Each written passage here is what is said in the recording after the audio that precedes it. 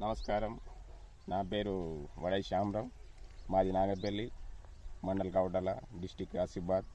నేను సుపల సీడ్ వారి lucky seeds అనేది ఇచ్చిన 3 ఎకరాలు. పోయిన సంవత్సరం కూడా వేసిన.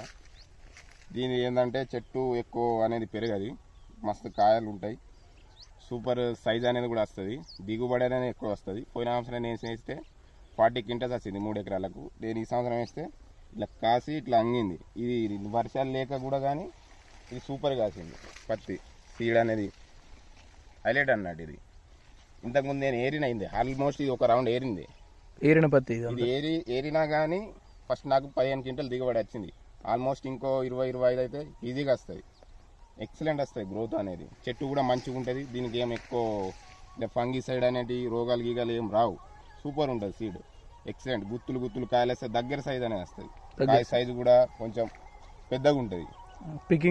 పికింగ్ హైలైట్ ఉంటుంది. మళ్ళీ రైతులకు అందుబాటులో మస్తు దిగుబడి వస్తుంది. నల్ల రేగలు వేసినా కానీ, మురుము భూములు వేసినా కానీ, ఏ భూములు వేసినా కానీ గ్రోతింగ్ అనేది సూపర్ ఉంటుంది. అధిక వర్షమైనా ఏ వర్షాలైనా తట్టుకుంటుంది. ఇది జగ్గులై ఎక్కడన్నా ఇలా బొగుడ భూములలో వేసినా కానీ.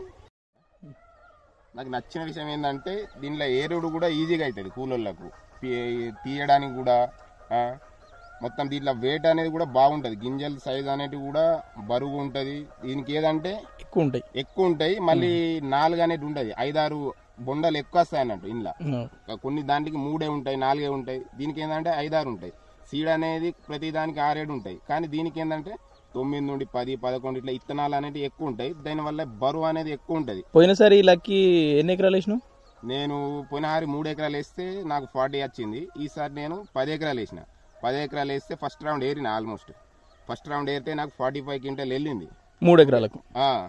3 ఎకరాలకు కాదు, 10 ఎకరాలు ఏరితే 45 వెళ్ళింది.